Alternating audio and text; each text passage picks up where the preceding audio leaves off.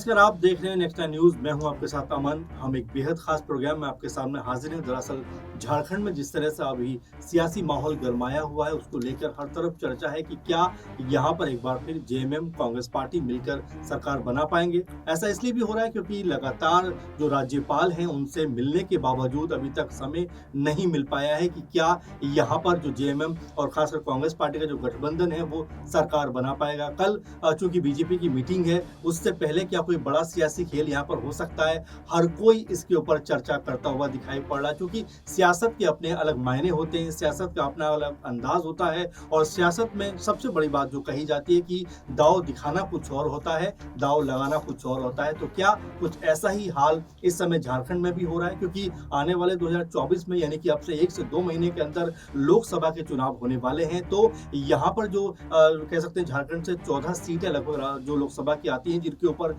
11 सीटों पर अगर बात करें तो भाजपा का कब्जा है। अब ऐसे में क्या जो इस बार 3 सीटें कम रह गई, यानी कि जो 3 सीटें बीजेपी नहीं जीत पाई, हार गई, क्या उनके ऊपर भी बीजेपी की निगाहें हैं? और 14 की 14 सीटें वो जो सामाजिक कह सकते हैं कि जो राजनीतिक समीकरण है उसका ताना बाना बुनकर कहीं ना कहीं वो इनको प्राप्त करना चाहती है। लेकिन क्या ये मंशा उसकी पूरी हो पाई? क्योंकि 14 जो सांसद हैं उसको जीतने के लिए आपको लोगों का विश्वास भी चाहिए। क्या विश्वास आप वो डेवलप कर पा रहे हैं? क्योंकि लगातार जिस तरह से बीजेपी के नेता और जिस तरह से लगातार वहां का जो मैनेजमेंट पूरा माहौल बना रहा है, उससे ऐसा लग रहा है कि क्या बीजेपी के प्रभाव में ये सब कुछ होता हुआ नजर आ रहा है। आपको बता दें कि बीजेपी ने जिस तरह से यहाँ पर 14 सीटें जीतने का प्लान बनाया है, क्या उसको पूरा करने के लिए बीजेपी एक अलग तरह की रणनीति बनाती हुई दिखाई पड़ रही है? क्या बीजेपी जो लोकतंत्र की जो कह सकते हैं कि जो प्रिंसिपल होते हैं, सिद्धांत होते हैं, क्या उसकी भी अब धज्जियां उड़ाती हुई नजर आ रही है? क्योंकि हर एक तरह से हर कोई ये बात कहता हुआ दिखाई पड़ रहा है कि बीजेपी भले ही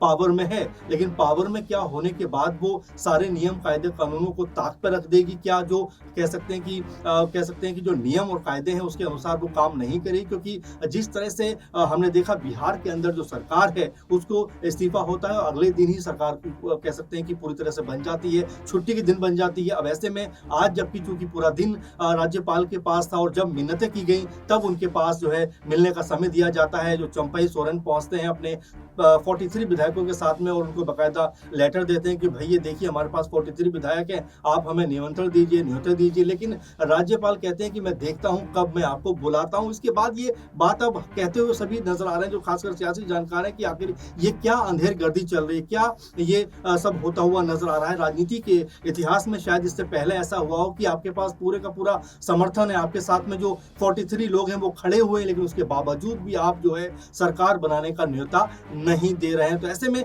बड़ा सवाल उभर के ये सामने आ रहा है कि आने वाले दिनों में जब ये हाल है और हेमंत सोरेन जेल के अंदर हैं, तो क्या अगर कल्पना सोरेन को कह सकते हैं कि अगर पार्टी अपना मुख्य चेहरा बनाती है, चूंकि अभी तो चलिए जो कह सकते हैं चंपई सोरेन जो है वो भी मुख्यमंत्री बन रहे हैं, लेकिन वो मुख्य चेहरा नहीं होने वाले हैं, ये सब जानते हैं। तो क्या आने वाले वक्त में जब कल्पना सोरेन मुख्य चेहरा बनकर उभरेंगी तो क्या वो बीजेपी का मुकाबला कर पाएंगे? जिस तरह से बीजेपी लगातार अभी से एक माहौल बना रही है, लगातार अपना जो कह सकते हैं कि वहां का जो जनता है उनके ऊपर कह सकते हैं कि ऐसा माहौल क्रिएट कर रही है कि उसको ही वोट पड़ना चाहिए, क्योंकि वो ये जताने का प्रयास कर रही है कि लगातार जो आपके ऊपर शासन कर रही थी 4 साल से, वो सरकार पूरी तरह से करप्शन में डूबी हुई है। एक तरह से कहा जाए कि हेमंत सोरेन को लगातार 10 समन भेजे जाते हैं। जिस जमीन घोटाले की बात की जाती है उसमें उनकी भूमिका क्या है क्या नहीं है उसको लेकर भी कोई स्पष्टीकरण नहीं है। तो ये जो पूरे का पूरा माहौल है, पूरे का पूरा जो मामला है, ये दर्शा रहा है कि आने वाले वक्त में क्या बीजेपी झारखंड में अपनी जो है ताकत उसको दोगुना करने वाली है, और क्या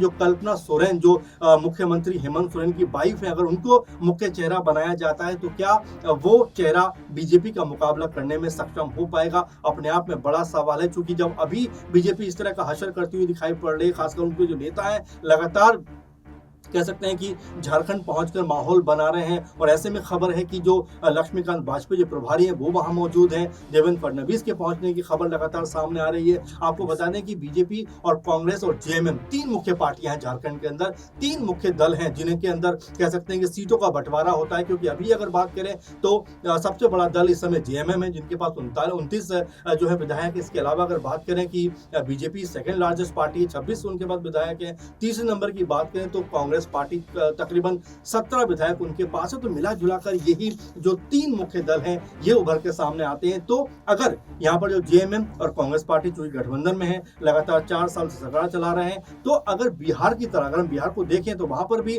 बीजेपी और कह सकते हैं कि आरजेडी साथ मिलकर लड़े, लेकिन उसके बाद फिर जेडीयू ने पाला बदला, आरजेडी के पक्ष में आ गए। लेकिन एक बार फिर जो नीतीश कुमार है उनका मोह भंग होता है और वो वापस जो है बीजेपी के पास आ जाते हैं, वहां पर भी सत्ता का खेला होता है और एक बार फिर परिवर्तन हो जाता है। तो कुछ वैसा ही होता हुआ यहाँ पर भी नजर आएगा, क्योंकि हर एक को यह कह रहा है कि हेमंत सोरेन बीजेपी के सामने नहीं झुके, इसीलिए उनको ऐसा दिन देखना पड़ रहा है, उनको जो है जेल जाना पड़ रहा है। आपको बता दें कि इससे पहले छगन भुजबल, प्रफुल्ल पटेल, इसके अलावा नारायण राणे और असम के मुख्यमंत्री की तो बात ही क्या करिए, जिनको लेकर बीजेपी ने कहा था कि इनसे बड़ा करप्ट आदमी कोई नहीं है, यानी कि हेमंत बिस्वा, वही हेमंत बिस्वा जो आजकल राहुल गांधी और खासकर कांग्रेस पार्टी के ऊपर तमाम तरह से तंज कसते हुए, तमाम तरह की बातें करते हुए नजर आते हैं। तो ये अपने आप में मुख्य सवाल बन जाता है कि क्या अब ऐसा ही खेल, ऐसा ही जो सियासी कह सकते हैं दाव पेच कुछ झारखंड में नजर आने वाला है। और एक और बात जो अहम निकल के सामने आती है कि जिस तरह से रिमांड का खेल अब शुरू हो गया, क्योंकि एक दिन की डिमांड अब कह सकते हैं कि मिली है ईडी को, इसके बाद फिर 10 दिन की जो है मांग की जा रही है। तो ऐसे में लगातार तारीख पर तारीख जो बढ़ने का चलन है, चूंकि हमने दिल्ली में देखा कि यहाँ पर मनीष सिसोदिया को पकड़ा गया था और आज तक उनकी तारीख पर तारीख मिलने का सिलसिला जारी है। वो दुहाई लगा है कि मेरी पत्नी की तबीयत बहुत खराब है, मुझे जमानत दीजिए, मेरी भी तबीयत खराब है, लेकिन अभी भी वो सलाखों के पीछे ही है। संजय सिंह की आप बात करें, जिनके बारे में आज भी खबर आई कि वो जो है राज्यसभा की कार्रवाई में शामिल होना चाहते हैं, 4 से 5 दिन की उनको जमानत मिलनी चाहिए, कोई अभी तक सुनवाई नहीं। तो पूरे का पूरा जो मामला है, क्योंकि केजरीवाल को लेकर भी यही बात कही जा रही है कि भाई आप ईडी के सामने पेश क्यों नहीं हो रहे। अगर वो ईडी के सामने पेश होते हैं तो जाहिर बात है कि क्या हेमंत सोरेन की तरह उनको नहीं पकड़ा जाएगा, इसकी क्या शर्त है। और क्या कोई बात ये मानी जा सकती है कि अगर केजरीवाल पेश होते हैं तो उनको पकड़ा नहीं जाएगा, क्योंकि हेमंत सोरेन के बारे में लगातार यही बात कही जा रही थी कि भाई उनसे पूछताछ होगी और फिर उनको जाने दिया जाएगा। लेकिन जिस तरह से उनको पकड़ा गया है और जिस तरह से उनको सलाखों के पीछे लेकर जाया गया है, उसके बाद भी सवाल उठ रहे हैं कि क्या संवैधानिक प्रक्रिया में ये हो सकता है कि एक जो चुना हुआ मुख्यमंत्री उसको उसी पद पर रहते हुए जेल के अंदर आप लेकर जाओ। इसको लेकर भी जेएमएम ने मांग करी है। तो फिलहाल पूरे माहौल पर अगर गौर करें, पूरे माहौल को अगर हम देखें समझे, तो कहीं ना कहीं जो बीजेपी सत्तारूढ़ बीजेपी है और लगातार खुद को सबसे दुनिया की सबसे लार्जेस्ट पार्टी बताती है, बड़ी पार्टी होने का दम भरती है, लेकिन क्या उसका नजरिया बहुत छोटा हो गया है। हमने चंडीगढ़ में देखा कि मेयर चुनाव के लिए भी किस तरह बीजेपी ने सारे हथकंडे अपनाए, जो कि एक सियासी तौर पर एक बड़ी पार्टी को मेरे ख्याल में और आपके ख्याल में भी शायद ये नहीं करना चाहिए। तो क्या बीजेपी अब अपने जो मूल सिद्धांत है, क्योंकि मुझे याद आता है अटल जी का वो वक्तव्य जब वो संसद में खड़े होकर कहते हैं कि अगर